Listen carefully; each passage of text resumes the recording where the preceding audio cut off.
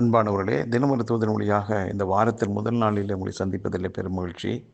இந்த நாளிலே மத்தேயு எழுதின சுவிசேஷம் 6வது அதிகாரம் 8வது வசனம். நீங்கள் வேண்டிக் கொள்கிறதற்கு முன்னமே உங்களுக்கு இன்னது தேவை என்று அவர் அறிந்திருக்கிறார். நாம் ஆராதிக்கிற தெய்வம் எப்படிப்பட்டவர்? இன்றைக்கு நீங்கள் ஆராதனைக்கு போகிறதுக்கு முன்னாலேயே உங்களுக்கு இன்னது தேவை என்று அவர் அறிந்தவர். ஜெபிக்கிறதுக்கு முன்னாலேயே இன்னது தேவை என்று அறிந்தவர் அவர். அப்போது சாதாரணப்பட்ட ஒருவரை நாம் நம்பி அவருக்கு நம்ம ஆவி ஆத்மா சரீரத்தை ஒப்படைத்து ஆராதிக்க போகலை. நம்முடைய இருதயத்துக்குள்ளே இருக்கிறது என்ன என்று அறிந்தவர், நமக்கு என்ன தேவை என்று நன்றாக அறிந்து புரிந்தவர். அதோடு மட்டுமல்ல, அதை சரியான காலகட்டங்களிலே சரியான விதத்தில் கொடுக்கிறதுக்கும் அவர் திராணி உள்ளவராக இருக்கிறார், அன்புள்ளவராக இருக்கிறார்.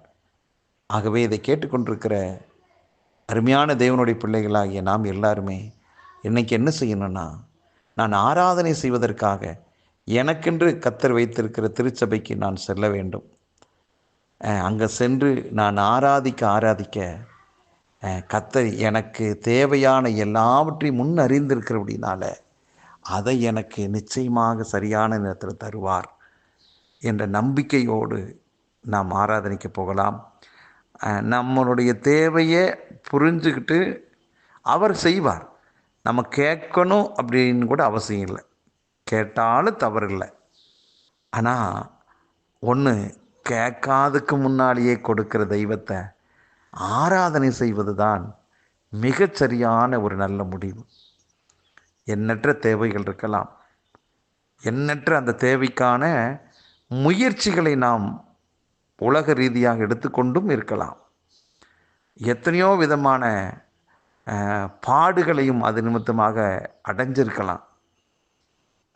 முயற்சி எடுத்து அந்த முயற்சிகள் தோற்று போயும் கூட சிலர் விரக்தியோடு கூட இருக்கலாம். இப்படி யார் எந்த நிலைமையில் உங்கள் தனிப்பட்ட வாழ்க்கையினுடைய வெற்றியை அதை அடைய வேண்டியதான அந்த குறிப்பிட்ட காரியத்தை அடையணும்னு சொல்லி காத்திருக்கிறீங்கள, அந்த வெற்றியை கொடுப்பதற்கு அவர் ரெடியாக இருக்கார். அருமையானவர்களே, நாம் ஆராதனைக்கு இன்றைக்கு செல்வோம். அவர் நம்முடைய தேவைகளை புரிந்தவராக இருக்கிறபடினால் ஆராதனையின் முடிவில் நீங்கள் மறந்துட்டு அந்த காரியத்துக்காக ஜெபிக்கலைன்னா கூட பரவாயில்ல, நீங்கள் வீட்டுக்கு திரும்பி வருவதற்குள்ளாக கூட ஒரு நல்ல முடிவு கிடைக்கும். ஆண்டவரே, தேவைகள் நிறைந்த அருமையான பிள்ளைகள் உம்மை தேடி வந்தது நிமித்தமாய் இவ்விதமான ஆசீர்வாதங்களை அவர்கள் கேட்காமலே பெற்றுக்கொண்டார்கள் என்ற ஒரு சாட்சியை கூட வரக்கூடியதான நாட்களிலே நாம் கேள்விப்பட முடியும். ஆகவே பிரியமானவர்களே, இந்த நாளை சாதாரண நாளாக நினைத்து உலக பிரகாரமாக ஜாலியாக எத்தனையோ விதங்களில் கழித்து கொண்டிருக்கிற அந்த மக்களைப் போல நாம் இல்லாமல், எனக்காக உயிரையே கொடுத்த என் ஆண்டவர் என்னுடைய வருகை எதிர்பார்க்கிறார். நான் போவதற்கு முன்பாகவே ஆலயத்தில் அவர் பிரவேசித்து கொண்டிருக்கிறார். ஆகவே அவரை நான் பார்க்க போகிறேன் என்றதான ஒரு நல்ல மகிழ்ச்சியான ஒரு சிந்தனையோடு புறப்பட்டு போங்க. மெய்யாகவே நீங்கள் சென்று ஆராதிக்கிற ஒவ்வொரு ஆராதனையும் பரலோகத்தின் தெய்வம் அங்கீகரிக்கிறார். அவர் பார்த்துக்கிட்டே இருக்கிறார்கள, அதுக்கேற்ற பிரதிபலனை நிச்சயமாய் தராமல் போயிடுவாரா?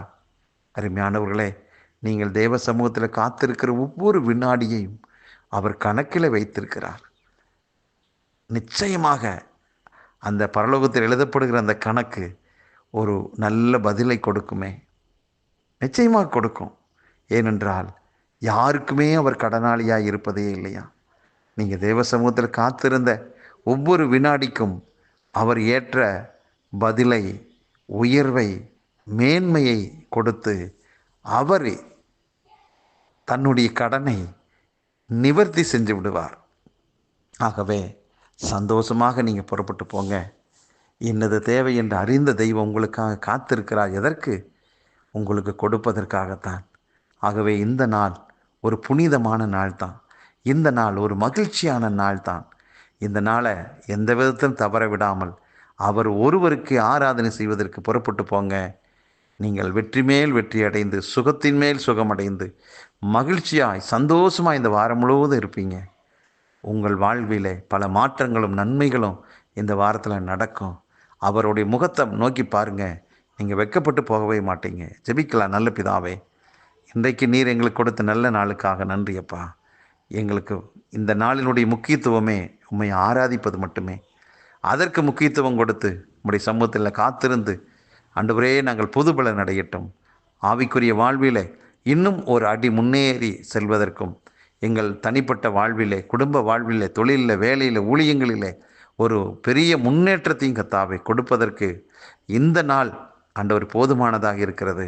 அதை எல்லா பிள்ளைகள் பயன்படுத்த போகிற தயவுக்காக நன்றி. ஒவ்வொருவரை வாழ்த்துகிறேன், ஆசீர்வதிக்கிறேன். சமாதானத்தின் தேவன் அவங்களோடு கூட இருந்து வழிநடத்துவதற்காக நன்றி. மீதியான வேலை கர்த்தர் பொறுப்படுத்திக் கொள்ளும். இயேசு கிறிஸ்து நாமத்தை ஜெபிக்கிற நல்ல பிதாவே, ஆமேன். அன்பானவர்களே, ஆராதனைக்கு செல்லுங்கள். அவர் கொடுக்கிற ஆசீர்வாதங்களை பெற்று திரும்பி வாருங்கள். நன்றி.